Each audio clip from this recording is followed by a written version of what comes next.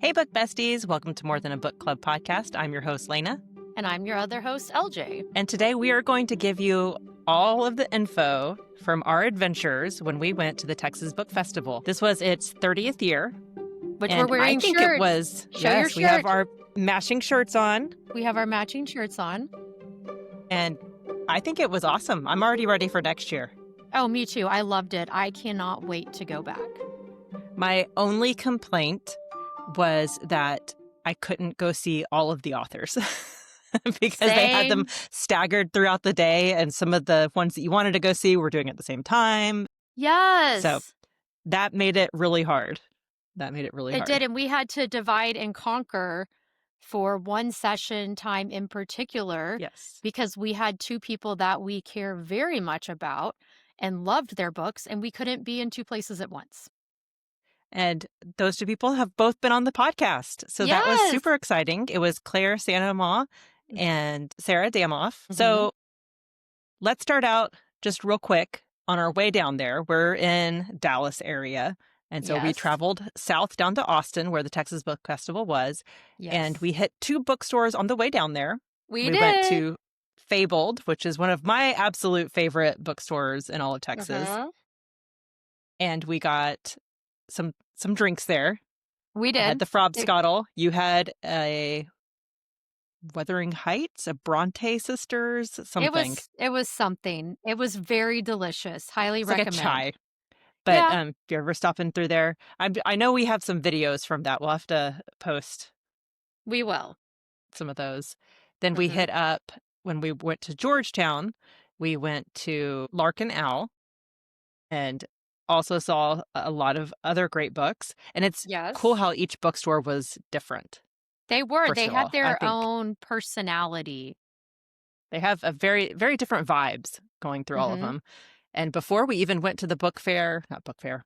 I think that's what I want to call it too.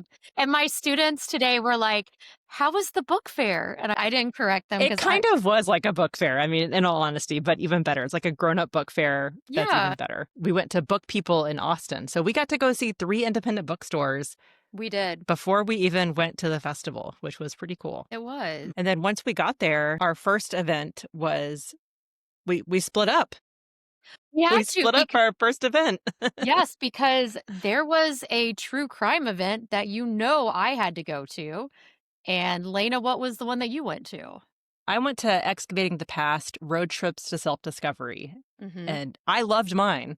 I loved mine too. So I think we did it right. We picked, ones that spoke to us. Mine was all about family secrets, family traveling together. It had Andrew Porter with his book, The Imagined Life, and Annie Hartnett with her book, The Road to Tender Hearts. Annie Hartnett is hilarious, by the way. Like, go follow her on social media because she was a riot. Any like little tidbits that you took away from that first session? So I thought it was funny. If you've read The Road to Tender Hearts, I have not, but there is a character, PJ, and she said she based that character off of her dad, even the same initials. And she said that he was basically trying to keep everyone alive when the world can take you out in the most inane ways. Like, she's like, you can survive a shark attack and then slip up a banana peel the next day. So you can plan everything right and you can think that you're doing it okay and you survive this great thing, and then you can just in a second be gone. So it really did make me want to read her book, though, just the way that she presented it. It was funny. She talked about how she knew she wanted Phoenix to be in the road trip because whenever I think she said she was in college, she went to Phoenix and they wanted to go skydiving, but they didn't have any money. So they went to a NASCAR event and they sold beer because you could sell beer at NASCAR events apparently and just make the extra money. And then there's 20-year-olds. They all did this all day. And then the next day they went skydiving and they stayed at someone's 80-year-old grandma's retirement community. So there was like 20-year-olds staying in a 1-bedroom apartment. Oh my gosh. And so she had this like imagined road trip in her head. And so that was kind of like what she was trying to recreate, I guess, through part of it. That's fun. It was fun. What about you? What was your session on? Okay, so mine was called Lifting the Yellow Tape Inside the Minds of Serial Killers. and it had 2 authors. It had Caroline Fraser, the author of Murderland, and Lisa Olson, the author of The Scientist and the Serial Killer. And it was very good. Obviously, serial killers, I was gonna have to go. But what I loved about both of these, first of all, I know the the case that, Lisa Olson covers in her book.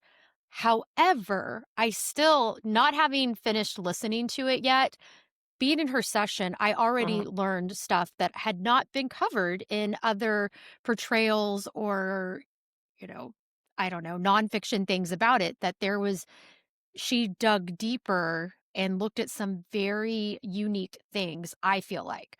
And so for that one, I didn't realize that there are still unidentified bodies from this case. The case she covers is a famous Texas one, the Candy Man, because it was a serial killer who owned candy shops, and he's known as the Candyman killer because some of the teen boys that he killed and tortured were his employees, or they were from this Okay. neighborhood, and these were kids that honestly the police were like, "Oh, they are runaways," or, "Oh, this is the family's fault." This was the '70s. There was not a lot of police support during that time, Mhm. and they just wanted to close the cases quickly, so they did the bare minimum. But this is one of those cases where the serial killer was not known until after he died, and his name is Dean Oh, man. Carroll, and did I say that right? Yes. Coral, Dean Coral. I don't know why I said Yeah. Carroll. Coral, Dean Coral.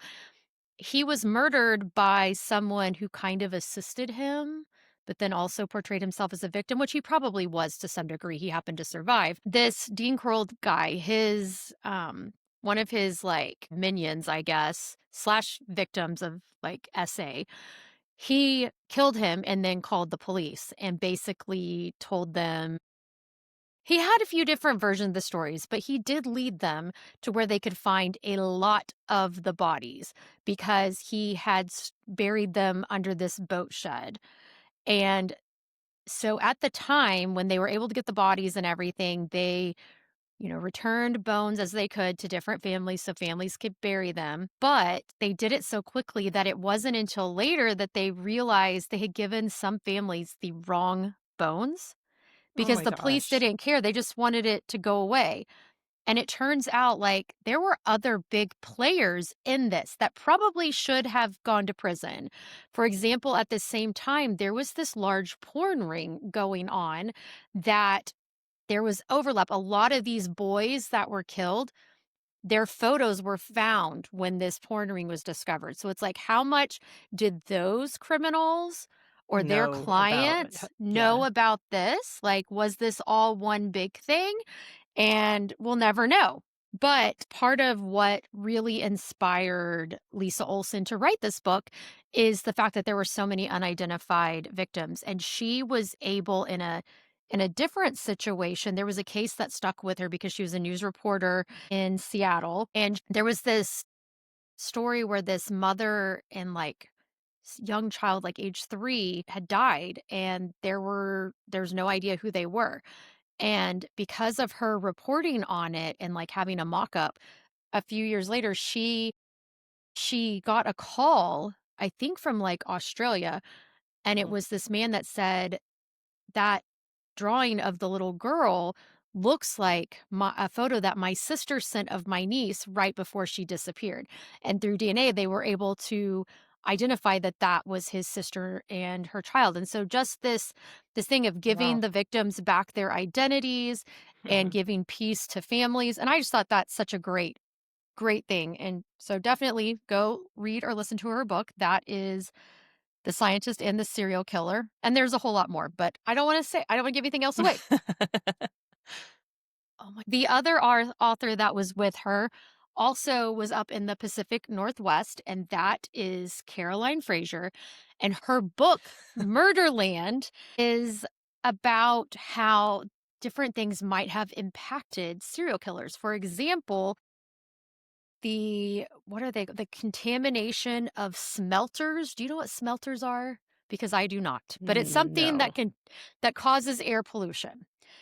I'm And guessing like is it iron smelting? Like, do that they, I don't know. They that's heat metal. that sounds good.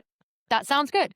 And so in this area where all these smelters were that were just legally contaminating the air lived Ted Bundy, Charles Manson, Gary Ridgway, which Gary Ridgway is the Green River Killer. Ted Bundy is Ted Bundy. Lena learned that I'm like, you have to recently. remind me. And then obviously you know who Charles Manson is. Yes. But he grew Okay. up in this area, right? They are That's it what if you were. not together, if not I think they were all together, but if not, it was where smelters were smelting. I don't know. Anyway, To smelt. yes. So there was like they all lived like in a circle of contamination, and as did Richard Ramirez. That's the Night Stalker, right? I should I'm not know sure. this. Hang on, hang on, hang on. I know that during this, you were talking about the contamination and everything. And then I was thinking of in Idaho, there's some Superfund sites where the ground is contaminated. And I'm like, Yeah. I know that there were people in the Idaho area that were serial killers. Yes, So I and wonder. so that was the thing. Did that impact them and Mhm, contribute to them being serial killers? And so we probably won't know. What is interesting though, she also brought up lead exposure being a contributing mhm, factor, and there are questions being raised because of these smelters. Which what would happen is companies would get sued. They declare bankruptcy, move their smelters somewhere else, get sued, file bankruptcy, then move again, which mhm, then is just this cycle that would continue. And now I believe they are not in the country. So it's not impacting here, but it potentially is elsewhere in the world. mhm. But some questions that are being raised is who should receive the consequences of this? Because yes, you can go after a company, but there are human beings who are making these decisions, and thus, should they be held accountable potentially for killing people, not just Oh man. through the serial So killers, but through the air they're not contamination? just looking at the air quality and the environmental factors. They're looking at like, okay, so you did this, that you contributed these environmental factors that then Yes. had the consequence of someone becoming a serial killer. Like that was, I mean, that's a Yes. lot of leapfrogging to Right. get to that conclusion. But Right. who is ultimately responsible? Correct. And not Yeah. even just taking the fault off the serial killers, just in if these companies also contribute to other people's deaths just through the pollution that they are Hmm. causing. And again, it's like who is supposed to be held accountable for that? So I guess we'll see. Anyway, that was mine. I really enjoyed it. And I ran into Lisa Olson at a later session and got to get a photo with her. So that was fun. That was awesome. And I will say that all of the authors, minus a few, there was a few that weren't, but they would go to a book signing tent afterwards. So you could go and meet them and have them sign their book. So that was pretty cool. And they had the books for sale there as well. So you didn't have to like bring your giant stack with you. You could go pick Mm-mm. it up But you at the could. event. You could if you wanted to. If you wanted to carry it around with you, you could. Right. Our Yes. next session we did together. We And did. so this was Searching for Truth and Accountability in the Digital Age. And the authors were Bruce Holsinger with his book Culpability and Sarah Sligar with her book Vantage Point. I had read Culpability. It's all about AI, autonomous driving systems, and there's a car accident. It's autonomously driving at the time of the accident, and the 18-year-old, 17-year-old is driving. He's in the driver's seat anyway, but Mm-hmm. the car is driving itself, self-driving vehicle at this point. And so there's a car crash, some really bad things happened, and then it kind of goes into the ethics involved of who's responsible. Kind of like what you were talking about. Who's responsible Yes. for this car crash? Was it the person in the driver's seat, even though he didn't have his hands on the wheel, even like who is ultimately responsible? Was it the dad because he was sitting next to him and he's the adult in the car? Like there was a whole bunch of different theories. And then it involved AI in different scenarios and ethics and different things like that. So I know for sure that Culpability is a good book and it will make you think. Like you will be thinking about it afterwards. So, Mhm. Well, and it's funny because it did make me want to read it even more because it was on my TBR because of you, Lena. And what I thought was interesting is that he mentioned that really Waymo, which is the autonomous like Ubers, are mhm. safer than a taxi driver because Distracted. it's not distracted. It's not having to use its phone and everything. But And when we went to Book People, we took a Waymo. We we took a did. autonomous self-driving car. We So that was sure pretty did. fun. Yeah. And I liked something that he pointed out, like there's which I haven't read the book obviously, but the complexity of it's not technology bad, human good. It's that there's good and bad to both. And Mhm. cannot wait to read it. I liked what he said as well that it's not an unreliable narrator, but an oblivious narrator. And I feel like Mhm. that is something that we could probably identify with because most of the time I feel like I'm an oblivious participant in my own life. So I can't wait for that. But neither of us have read Sarah Sligar's book, Vantage Point, and I don't know about you, it sounded really It good. sounded really good. So you have a character who is kind of unreliable because she has, it sounds like some health issues that make her not have the best memory. Yes. Um, Video is released. It sounded like a sex tape. I don't know what type of Yeah, video it was. uh, I think I did write that down that I guess they said that. Yes. Okay. And her brother is running for Senate, I think they said. Mhm. And he's not really qualified, but he's still running. Then this video comes out. She doesn't remember it, but she's not sure if it's real or if it's fake. Yes. So it brings up the deep fake videos. And I think she said she wrote this, gosh, 2022, Something 2023. like that. She said it was right around when all the deep fakes were starting to come out because And now they've gotten really good. they're so good now because I will tell you that I watch a lot of Instagram Reels, and I'm actually getting annoyed because there will be one that I'm watching, I'm like, "Oh, this is a cute animal," and then there will be something I'm like, "That's AI." Yep, And it's really annoying because it animals are is. funny, we don't need to create animal videos, let's just catch them. But yes, the deep fakes are getting worse, and what was interesting about what she talked about with this book is that this girl doesn't remember. They think it could be a deep fake, but she doesn't deny it. It's not immediately something that she would think she wouldn't do, which I think is Hmm. interesting. And it apparently this book brings up things about like, do we really know each other that well? Because Hmm. what we do things that perhaps other people would never think we would do, and vice versa. And so what's Yeah. real and what isn't.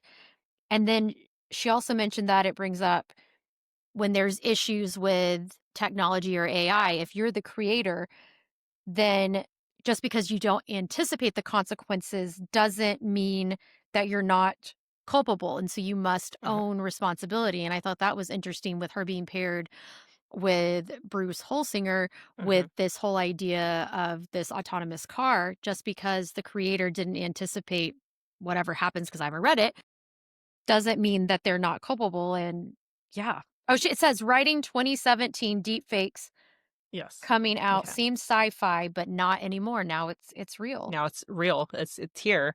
And she also mentioned that the brother who wants to be a senator, he Mhm. makes a comment of, I want to make a difference. And I can't Mhm. remember if it's someone in the book or if it's someone in her real life that had said this to that comment of, I want to make a difference. And they were like, but is it a good one? Is it a good difference or is it a bad Oh, difference? yeah. Because he has such a big ambition. And she was talking about ambition being dangerous. Um, and then she also made the connection of accountability being the flip side of ambition. Mhm. So ambition, you're just kind of going for it, but accountability, you're taking a step back, Mhm. you're reevaluating, you're accepting, you're owning up what's yours Yes. and then moving forward. Mhm. But Yeah, I don't know. I thought it was really good it and does I sound I really do good. want to read it a Oh, lot. Well, don't worry, because it was not in our McKinney library. That being said, I went and ordered a $6 used, like, new copy that will be Nice. arriving around November 20th. There you go. There We'll we have go. to pass that back and forth. I'll We give you will. culpability, you give me Hey, I got my vantage library point. hold. I got my library Oh, hold did you? for I did for that one. Now I'm still waiting on Buffalo Hunter Hunter, but we'll talk about Okay, that in a in minute. just a minute. So next, that's when I left you and raced to the tent for another true crime one, Skip Hollandsworth in conversation about She Kills, which I have talked about this book a couple of times on this podcast because I talked about it in the last episode because I had finished it prior to recording Literary Lately, and I talked about when I started. So it's a book about different women who did different crimes in Texas by this Texas Monthly article writer. And I did find out because, remember I told you that I was like, I know this story, Mhm. and it didn't seem like it was the exact same as when I listened to the four crimes. Compilation, yeah. Yeah, the compilation thing. And it turns out it's not. He reworked Okay. all of them because these were all based on articles he had written. And there were so many writers in the audience, let me tell you. And he knew like all of All them. of them. And it turns out I did not see her, but Claire Sanema was in the audience there because when we talked to her, she let us know. But anyway, his whole point in this talk and talking about, I mean, and I guess somewhat a little bit in the book was wondering why someone with what appears to usually have good intentions all of a sudden decides to commit crime. And, you know, that's the big thing of it. What was really funny is most of the stuff he talked about was about writing itself. And I thought so it wasn't exactly what I expected, but I did find out something that I did not know. The movie Bernie was based on his articles. So if you don't know the story of Bernie, it happened in I Texas. don't. There's an independent film starring Jack Black and maybe who is it? Is it Shirley MacLaine maybe? And he is like her assistant in this small town, and he eventually kills her and like puts her in the I'm having freezer a or really something. hard time putting Jack Black and Shirley MacLaine together Well, they in a aren't movie. dating, like, but Well, like not like yeah, shipping them. yeah. But anyway, so that I have not seen the whole movie, but I know the story, and it's funny. It's like a dark comedy. And Okay. then I haven't seen the movie Hitman, but that one also was based on that. Something interesting that I think the moderator brought up, which they knew each other. She brought up that he's really good at getting people to talk to him that would not talk to other people. And the reality is, he said, what's, and she said, it's because he it's very clear when you talk to him that he's looking to help and Mhm. understand rather than exploit. And people can tell that, Mhm. it was really funny that they said he would go in and he would kind of act ditzy, and he didn't mean it, I don't think he meant like, "Oh," but more like the ignorant of anything. Go in Right. and just with an open mind and like, "Well, I don't know about that. Tell me about that." He got asked I think they were like, "What is the hardest part of his job?" And he's like, "Writing." He's like, "I hate writing." But yeah, There was several authors that kind of said the same thing, like yeah. not to that degree, but like writing is hard Right. is what the point that they got across. But Yes, but he shared something that I had also never heard. I okay. did not know about this. Apparently, there was an article in the UK after Jack the Ripper that suggested that perhaps Jack the Ripper came from a small town in Texas because there were similar murders in the tiny town of 13,000 people of Austin, Texas, 3 years before. In 1885, the Midnight Assassin is what this person was called. 7 women were murdered. The murderer was never caught. I do not know what these things are. What did they call them? I don't know. These moon towers? There's moon towers in Austin. And they said they use those to light up the entire town at night to protect the women. And it would light up Okay. the whole city. But apparently 3 years later, Jack the Ripper, it was similar type murders. So This kinda got buried, though, and he discovered that. I thought that was crazy. Interesting. I'd never heard that before, and I So, guess did one of the people that is suspected to be Jack the Ripper, had he ever lived in Texas? Because that would I be don't think so. okay. I was like, I that don't would think be so. pretty telling.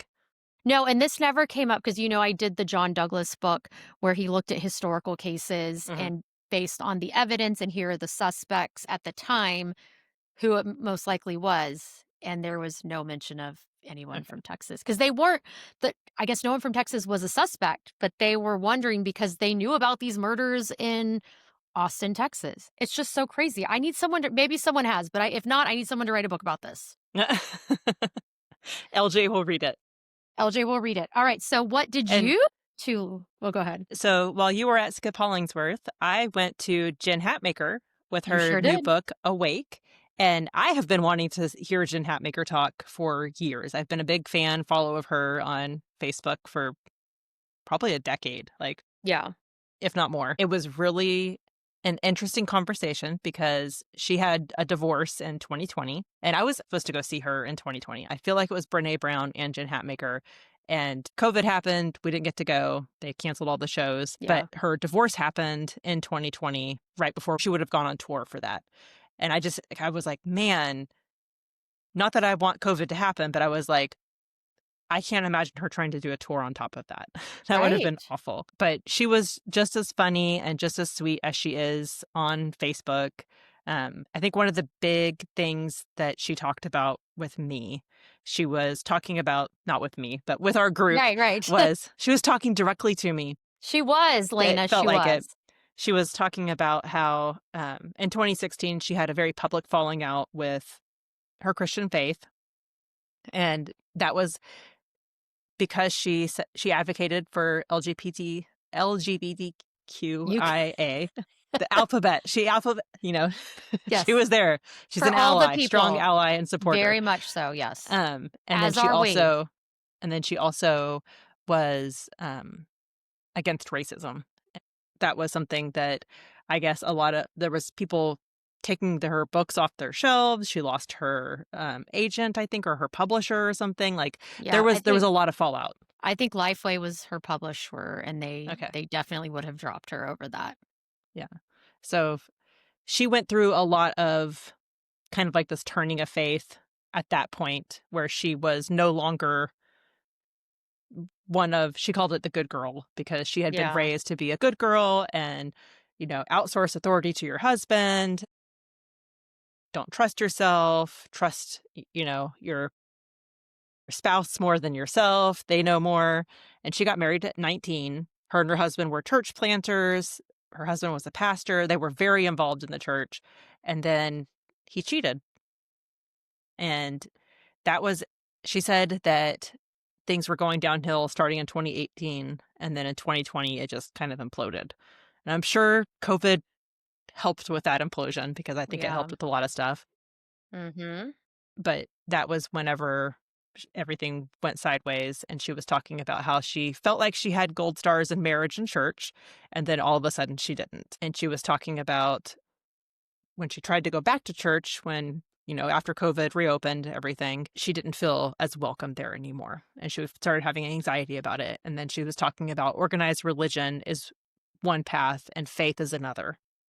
And I felt that very deeply because I've struggled with organized religion, Mhm. but I have faith. And so it's one of those things where it felt like she was talking to me. It really did. Yeah. It felt really nice. And then to have that kind of said out loud that you can still have faith and not be part of an organized religion. So that was really interesting. And then she also talked about how she worked through her grief and kind of coming out the other side of the divorce and finding herself, developing compassion for herself, releasing anger, she said was a big Mhm. one, and being able to forgive. And she was talking about forgiveness being something for you, not necessarily for the other person. Mhm. And that was something that I kind of took away from that session. And That's then good. after that, we met back up again to go We to our did. last session of the day, Yes. which I didn't know what to expect from this one because I hadn't heard of either Mm-mm. of these authors, and I absolutely loved it, and I want to go read all their Yes. books. Yes, so this session was called "Working Day and Night: Amateur Sleuths in the Spotlight," and it included Elise Bryant, who wrote The Game Is Afoot, and Nick Stone, who wrote Boomtown. Now, they both have written other books. This is not a Yes. this is a new release, not a first or debut release, and they were absolutely adorable.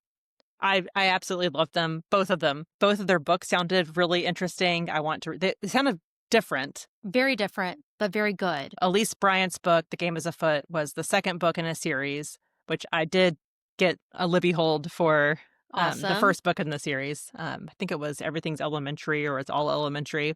Mhm. But her book is about a PTA mom and the coach of her, I think it was her child soccer team, is Yes. murdered. And then so she gets involved in the mystery and the sleuthing. And the other one, Nick Stone's book, was about strippers. Yes, about So strippers. totally different. Yeah, about 2 missing exotic dancers. Actually, she called them erotic dancers. I wrote down Okay. exotic, but I noticed she called them erotic dancers. So either way, dancers and the one looking for them. And so one of their coworkers is looking for them, and she was Mhm. talking about how these are kind of marginalized women Yes. because people do look down on the work they do. And she was talking about Black women disappearing as well, not only erotic dancers, but just Black women in general. And there Yes. not being such a compelling force to go find these individuals. Mhm. So she wanted to write a book about that. And Mhm. she was hysterical talking about her process and how Yes. she did her research. Mhm. she Yes, would she is so funny. Going she to she was strip clubs, yeah, good yeah. ones. She said, like, classy ones and trashy ones. She said she went And to them all. she went to them all. She did describe her book as Gone Girl meets P Valley, or P Valley meets Gone Girl, which P Valley is a show on Stars that I have not watched, but I I remember haven't seeing either. advertised. I don't know, both these books sounded really good, very different, and they both really wanted to write books that they could see themselves in. Like, growing up, Yes. they did not have many books where a Black girl or a Black woman were the main characters, Hmm. and doing all the things that everyone can do. And Yeah. so they're writing those, and apparently they do write different types of book, because someone asked Nick Stone, "What book should they start with?" And she's like, "I'm gonna need more information. What are they into? Because I write it all." And we also know that Elise Bryant also writes YA as well And I as believe adult. Nick Stone does as well. I think she does I think too. and I think she had some romance because I think she was on a panel with it might have been Allie Hazelwood. It was with someone else though, Okay. some a bigger romance author she was on a panel with. Yeah. There was just like I said, there was so many good books talked about at the session, and Mhm. um, I wanted to read all of them. I do. I wanna read all their books, like, they sounded amazing. And they had good chemistry together too. They And really did. their presenter, their moderator, Yes, which I I have didn't her get her name. name. You Oh, got I it? gotcha, girl. I got She was so funny. I liked her a lot. Leslie Wingo. She was the moderator, and it sounded like we were getting to watch 3 friends talk. That's Yes. what it And felt that like. I think that's the best kind of conversation whenever you're just a fly on the wall of their Yes. conversation, hearing them talk about what they love to do. And one thing they were talking about writing at one point, and one of them said, I can't remember which one it was, but it's the process, not the product. Yes. So go into it with, get the process down, work on it, hone it, but it's not really the final product that counts. It's the work that you're doing to put into Mhm. the product, I guess. Yeah. And that reminded me whenever I did my Ironman, trained for 18 months, and then the day of the Ironman, the swim was canceled. Ugh.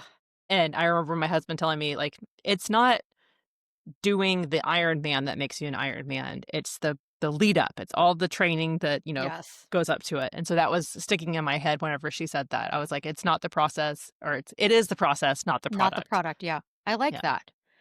Well, that was And day 1 for us, unless you have yes. anything And else with that. it was the longer day because the It next day was. was a little bit shorter. It was. And we did most divide every everything together. We had one session that we were separated for on day 2, but most yes. everything was together. Everything else was together. So, the first The one first was one, so funny. It was Fromage Fatale: Cults, Capitalism, and Cosmic Conspiracies. and we totally chose it based on the name. We did, and it was John Scalzi's book, When the Moon Hits Your Eye, and then Joshua Wheeler's The High Heaven. And it was really funny because they were like, I think the only reason we're together is because we have the moon in it. And And yeah, John Scalzi, his book, When the Moon Hits Your Eye, is about the moon turns to cheese. And yes. then kind of like what happens after that. Hmm. And I think he said it took place over a lunar cycle. It took over a lunar cycle, and each day was from the perspective of someone else somewhere else in the world, And which then that's just Joshua wild. Wheeler's is a person who had been in a cult as a child. Hmm. And then it's following her. It's like basically checking in every 19 years, which was every 19 years is a metatonics. I Metatonic don't know. cycle, which I've never heard Okay. that before, but he said that. So, yes, we're going And to so go we're going with to that. believe him, Huh? but he seemed very believable. And he had the Genres. three different genres. So, like, her early life was Western, then it was picaresque, which I love that. If you don't know what I'd that never heard is, that term before. okay, it's okay. So, Lazarillo de Tormes is una novela picaresca, which it's basically like it's like in that novel it's like a scoundrel, like just little things. And I think he did talk about like her making bad choices. So to me that Hmm. must be what was going on there. And then the last part was Southern Gothic. And she went to different places. Mhm. I can't remember if she started in New Mexico because he's from New Mexico. I And think then she I think started there. she ended up in Texas Mhm. at one point, and then she goes to Louisiana, I think was her Yeah, path, but I I think can't that's remember right. exactly. That sounds good. But they were hilarious. They were And so funny. one of the questions that the moderator, because she was also really good with them too She and helped was. make them so funny, Mhm. was she set them up with the question of if you were going to start a cult, what would your thesis be? Mhm. and and what did John Scalzi say? Because he was hilarious. Hang on, let me think about this.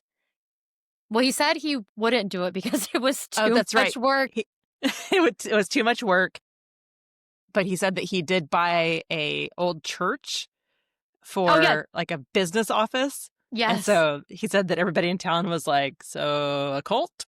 Yep. You're going to make a Yep. cult? And So he's they halfway did there. he said it was gonna be the sarcastic T-shirt cult. And Joshua Wheeler said he wanted to be in charge of the fashion of the cult, and it Yes. would be button down, The pearl snap pearl Western snap shirt. button Western shirts. Yes. And I just loved them, and I something funny that John Scalzi said, "Once we lock the reader in, we can do anything." And I was like, "Gosh, it's true, and I hate that. I hate that, but he's And not wrong." I want to go read because he's apparently a very famous sci-fi writer, and Yes. I had no idea. Yeah, we met someone from the area who was sitting next to us, and she's like, "Oh, yeah, I'm a huge fan." And I was like, "I've literally never heard of him." Never heard of. But I loved him. He was wearing a shirt that said alpha male, and it was a rainbow unicorn shirt. And It was so funny. I kind of wanted to ask, "Where did you get that shirt?" So I can give it to some relatives as a joke who would actually probably get really offended. But I thought that that was pretty funny. And I know that Joshua Wheeler said something that stood out to me that I know you as a writer, it also stood out. Yes. So they were talking about their writing processes, Mhm. and he was like, I don't go into it with much. I just go in with, let me just write one sentence today. One sentence. That's all I have to do. And I was like, oh my gosh, that blows my mind because I'll set up these like, I have to write 500 words every day. And then if I'm Mhm. like, I don't feel like writing 500 words, I just won't do it. So I Mhm. won't start. And it's really easy to not start. But he's like, one sentence. I can write one sentence. He's like, that Mhm. can be a short sentence. It can be a long sentence. I can rework the same sentence, but as long as I'm writing one sentence a day, I'm making progress. And I was Mhm. like, man, that really resonates and makes me want to go write. And this whole thing just motivated me to write, not just Oh, his yes. presentation, but It felt like a lot of these, like, they not only were there for the readers, but also for the aspiring writers, and I thought Mhm. that was really cool. So my question is, since you've been home, have you written anything yet? I have. Oh, yay! Guess what, And I Leyna? wrote more than one sentence. Guess what, Leyna? So have I.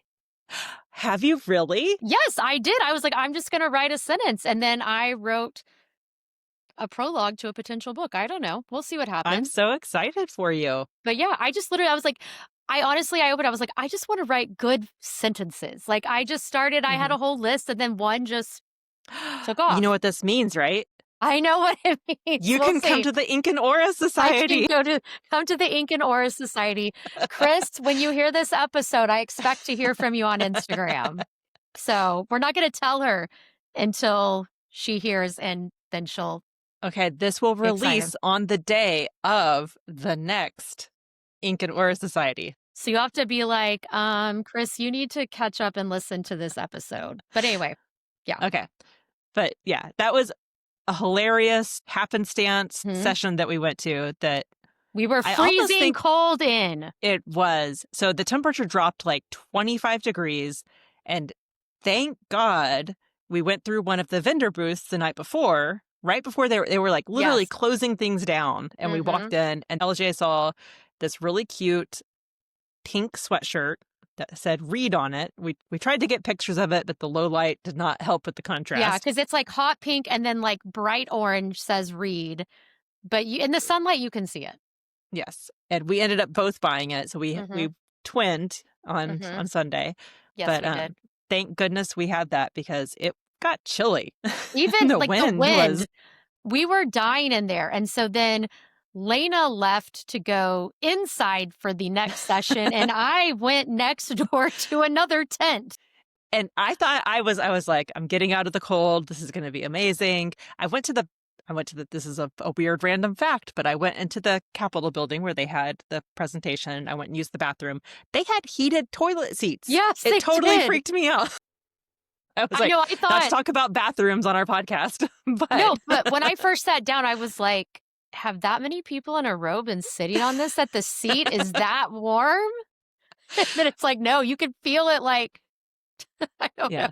So I was very excited to be inside and out from the cold, and then I walk into the room and it is freezing. They had a little small like space heater set up, and I was like, this is not cutting it.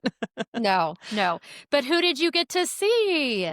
I got to see Sarah Damoff with her book The Bright Years, Oh, which so good. if you haven't seen, it was nominated in 2 different categories for the 2025 Goodreads Reader's Choice Awards. I didn't know that. Which Yes, 2? 2 categories. Debut. Debut. Debut and historical fiction. Oh my gosh, I didn't know So this. You have waited this long to tell me, Lena? This is so cool. Oh it my was on gosh. Instagram earlier, so I figured you had seen it. So I you'll have to hadn't go seen it. congratulate her on Instagram because that's a huge honor. Like That is that, such a huge honor, and which we no one you're deserves it more. Like no, Sarah is so sweet and so kind. I can't say enough good things about her, and no, she and was her so writing is generous. beautiful. Yes. Her writing is beautiful. That book is one of my top books of the year. So, The Bright If you Years. haven't read it, that's definitely on a Mhm. high to read list for me. Yes. Yes. Okay, what else from that session? Sorry, I got very excited about We that. got I know, and I And then distract you because 'cause I'm so excited. we also had Jennifer Haigh, High. I'm not sure how to pronounce that, but she wrote a book called Rabbit Moon. And both of these books are about the session was behind closed doors, families forged and fractured. So if you've listened to our podcast, you know that Sarah Damoff was on here. We did a whole episode with her on her book, The Bright Years, Which was episode 32. episode 32. And The Bright Years covers the Bright family, kind of 4 generations, basically. Mhm. And it goes in different points of view. There's 3 points of views separated, so it's not like it bounces back and forth, but it goes from one person's point of view to another to another. And you get to hear about their family's story with the dad having addiction issues. So, Mhm. and how his alcoholism affects the whole family. Yes. And Rabbit Moon, I hadn't heard about, and I hadn't heard of this author, but she's written several books, I think 6 or 7. But Rabbit Moon was written whenever she received a fellowship to China from the Okay. Chinese government. And she lived in Shanghai, I think she said for 3 months. So she started writing a book before that, and that's what she planned to write there. But then when she got there, she was like, I can't write this book. I have to go write a new book. So she wrote a book that takes place in Shanghai, which is Rabbit Moon, about husband and wife get divorced. Their daughter kind of runs away, in a sense, as an adult. She Mhm. runs away to Shanghai and becomes a teacher teaching English in China. And then she's in an accident.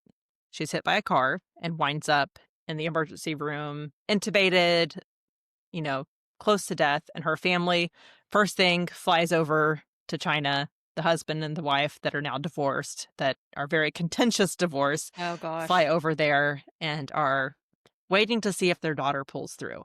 And it sounded so compelling. I was like, oh, I want to go read that book. I love a good family drama. Mhm. I love it. The multi-generational dramas, those are my jam. So this one seemed right up my alley, and I'm going to have to go check that one out. That does sound really good. I will say that both of these authors, if you haven't read them, go read them. I think that you'll enjoy them if you like that type of book. But Yeah. yeah. All right, I guess And my so turn. while I was visiting Sarah Damoff, um, I went to Texas Authors Writing True Crime, which had Claire Sanama's killer story and Kate Winkler Dawson, author of The Sinners All Bow, which Leyna has read both of them. I've only yes. read Killer Story, but that's okay. At this time, that will change eventually. And it was so much fun to see Claire. The girl that walked the authors down, the volunteer for the Texas Book Festivals, ended up sitting next to me, and she was telling me how she was listening to them talk, and she was so excited. Well, when she sat down and Claire saw me, she waved, and she's like, "Oh my gosh, do you know her?" And I was like, "Well, she was on my podcast, and I've met her before too." And she's like, "So basically, y'all are besties." And I was like, "I think so, Yes, 100%. 100%." But it was so cute. Before they made it down, I overheard the people in front of me talking to someone saying that they were the author's mom and dad. And Aw. I was like, "Are y'all Claire's parents?" And they were like, "Yes, who are you?" I'm like, "Oh, I'm nobody.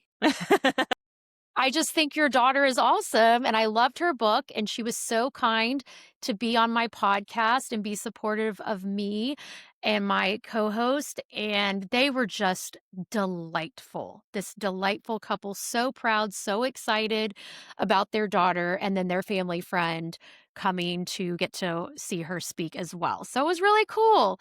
And this was a different type of talk because they covered some things, I think some very important points about crime reporting, and they kind of address the whole like I am in this. The people like me that consume true crime. And that because there are so many of us interested in it, there are so many people reporting on it. And there are Yeah. different levels of that. And just the need to remember that this is all about people. They try to stay victim focused, not criminal focused. Make it about the victim and doing something for the victim rather about than about like the murderer, which often is the case. They also talked about being discerning in the content that we choose to consume. For example, you may have seen, I have not watched any of them, but I've seen advertised on Netflix the monster reenactment Mhm. movies. And they brought up that, especially when thinking about the one about the Menendez brothers, that both sides say that is not at all what it was like. And that means it's really a bad representation. And then the Ed Gein one that just came out, Kate was very much Yes. like, just so you know, Ed Gein was not a good-looking man. Like, they are choosing good-looking actors, or even like Jeffrey Dahmer, like, they're choosing actors who are actually good-looking, and that's not how it was. Like, we should not, basically make them into these idealized characters. And so just to be aware that it's it's not always the best to watch fictionalized productions.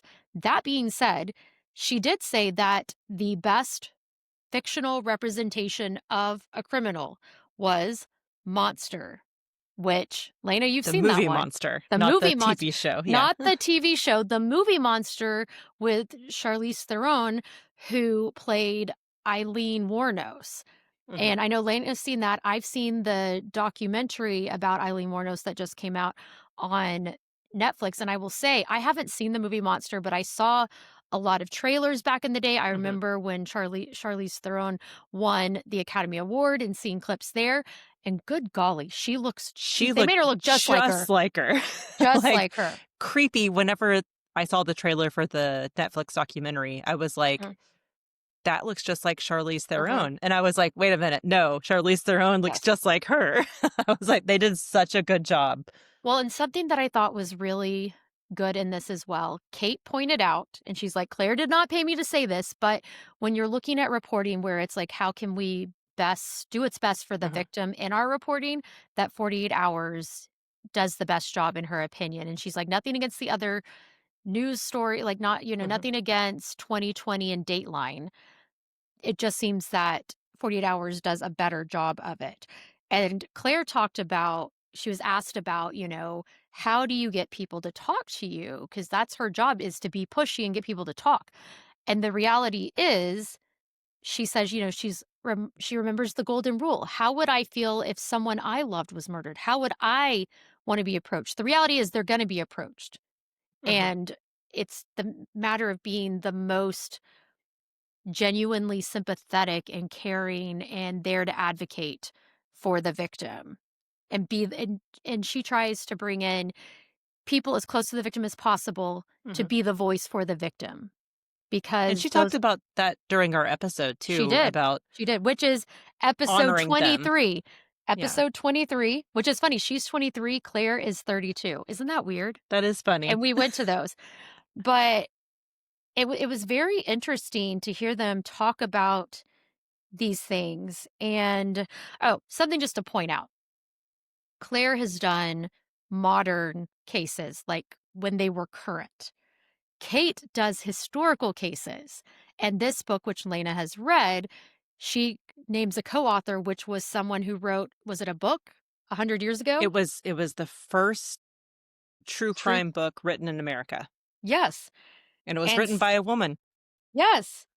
And so, she was like, it's a little bit different. Her sensitivity is a little bit different, the level Mhm. she has to have, because these are people that, for the most part, relatives aren't alive anymore. But Right. I just thought that was so interesting.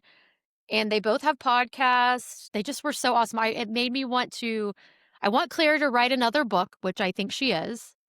And Sarah Damoff definitely is. oh, I think she it comes is. out in June of this next year of 2026. Oh, I've we will already seen the definitely blurb cover for it, that. so I'm excited. I'm Oh, excited for it. oh, we will definitely be covering that on the podcast. I'm just Yes, going to we say that will. now. All right. Well, anyway, going on from there, we went to our last session. And the last session was Ghosts of the American Past, Horror Meets History, and it had Dan Kaon. Dan Kaon in his book One of Us, and Stephen Graham Jones with his book The Buffalo Hunter Hunter. And I have read The Buffalo Hunter Hunter, and I have to say, if you've read this book, you know that the setting of where we did this talk at, it was a church. And so there's a very poignant scene that takes place in a church, and this was the perfect setting for this presentation. And I don't I know have to yet. say. I don't know yet. I have not received my hold yet for this book, but it should be, I think, tomorrow. I feel like it needs to be said that I think I'm in love with Stephen Graham Jones. I think we're all in love with Stephen Graham Jones. My gosh. Let me tell you, He is a very, very sexy man. He looks like he's like a man's man, and he was wearing his cowboy hat, and, like, so we were up in the Yes. balcony, so I'm like, "Okay, he's got, like, a shadow over his eye," and then when Yes. he only looked up to our area, like, twice, and I was like, "Dang, he's got beautiful eyes too." And he looks like he's really tall. LJ was in love and was like, "Hmm." Let's say if we're going to talk about him, we have to talk about Joshua Wheeler Oh, he was from good looking Fromage too. Fatale, because we were joking that we would be the sunshine to his grumpy. Yes, we did say that. We did say that. We're making romance books out of out Yes. of these authors. I'm sorry Yeah. to But say this about these male I authors. did notice that Stephen Graham Jones did appear to have a wedding ring He on, did. He did. and I was like, but then that made me love him even more because then I'm like, Mhm. "Oh, I bet he's like this great husband that takes care of his woman and his family, and probably he has a ranch, or if he doesn't, he should, and, maybe he He's a chops down wood." professor. He's a professor, I Even think, at sexier. University of Colorado. Even sexier, I'm just saying. But I do before we continue on too, I do have to say, I started following all of these people, and Dan Kayon is probably one of my new favorite people on Instagram. He is hysterical. Like, you should go follow And him. his last name is spelled Chaon if you're going to look Mhm, for him on Instagram. mhm, His book, One of Us, was about twins and they run away and join the circus. And so it's mhm. talking about it's a horror book, but it's talking about the circuses of, I think it was 1912 that he was talking about, that his book took place. I can't remember exactly, Sure. but he said he started out with it wanting to be like a more grown up version of, what is it? A series of unfortunate A events series of unfortunate events. And where then the it kind of kids took are some turns. pursued by an evil uncle. Yeah. And there is an evil uncle that comes after them. So that part does happen, but So this is what was funny because they were both asked, like, their process basically. oh gosh. And this was so funny because Dan was like, I imagine and research like the senses, like the look, hear, smell, feel. And then we've got Steven, and he's like, I just write the book and then add in whatever needs to be fixed historically. And he has friends that he'll be like, okay, what is this? What's wrong with this? And just, He phones a friend, and it was also yeah. funny because I think at one point he said, "I'm a writer. If I didn't make it believable, I need to lie better." Yes, yes, he did say that. Well, and I don't know if this is this book or another book that he was talking about. He's like, for example, what church existed in this place at this time? Uh, Oh, there was only a Lutheran church. He's gonna be Lutheran. And I thought that was so funny the way he was just like, I write and it, I then know, we just fill in. so the Neighbor Books book club, that's where I read this book, or what I read it for, and then they were talking about the acknowledgments, which I listened to the book, so I didn't listen to the acknowledgments, but Mhm. I guess it was talking about how he hopes he got the Lutheran religion right because he doesn't really know much about it. Uh, It was just kind of funny because he's Native American, Mhm. and usually the opposite can be said when authors are Yes. like, I'm not Native American. Hopefully I got this right. But he's Right. just like throwing it out there like, no, Lutheran, Protestant, it's all the same to me. Right. I Hope I got it mean, right. well, So it's funny. it Speaking was of that, funny. I saw an ad on Instagram earlier where it was like Catholics run to Lego, whatever, the Lego store. And it was like a nativity Lego set. I'm like, dude, Catholics aren't the only ones that, have the nativity scenes. But it was funny that it was like, anyway, I thought that was funny. It made me think That of is that. funny. But yeah, this one was really good. And it made me really want to read both of their books. They were cool people. And I think I had talked about it on our last episode where we were talking about our books that we had read, our little literary lately. Um, that he's written like 35 books, Stephen Something Graham Jones. ridiculous. And Yeah. I was just blown away. And now I want to go read some more of his. And Mhm. then both of these authors write horror. And I think Dan had said he'd written short stories before, or I think he said something about that, yes. he's done something before. So I was like, I need to go read his book, One of Us, but then also read. And I'm like, I don't like horror, but I I will say that I do think after October reading some horror books, I think Mhm. there's a certain type of horror that I don't Yes. like. Mhm. And There are different levels of horror in books because Mhm. I'll be like, "Oh, I don't like horror." But then I'm like, "Well, technically Stephen King is horror. He's Mhm. sometimes sci-fi horror, but he's horror." And and then there are other authors where I've read and I'm like, "Oh, it's too much gore." So I think it's just like with the movies. There's different levels, Level. and I agree with you. There are some that I cannot handle, but obviously I love Stephen King, so I can handle a decent amount, I guess. And I think this is where it's good to try out different genres that Mhm. maybe would kind of go beyond what your normal genre is, because I would never have read this book on my own, The Buffalo Hunter, but because the book club read it, I was like, sure, I'll read it. Mhm. And it turned out to be a really good book. And like I talked about last time, it was a 4-star read for me because I kind of went back and forth between the really amazing parts and the slower parts, but that Mhm. helped the amazing parts. Anyway, it was just a unique experience that I think that everyone should not be a book snob. We've Mm. talked about this before. Yep. Try different genres. Yep. Maybe you think that romance is not for you, but try it. You might find Yeah. one that you like. Mhm. They're not all the same. They're all They're different. they're all very different, it's true. Which speaking of that, Lena, our next Yes. episode is going to be about a newly released romance, romantasy kind of book. Paranormal? And I'm like, what do you call that? I think it's romantasy. I don't know, but anyway, we're gonna be talking about the book Mate, which is the sequel to Bride by Ali Hazelwood. And if you're like us, you might be like, I don't know if I'm gonna like Ali Hazelwood because She maybe I has like been this like book. 50-50 for me, Yes. 100%.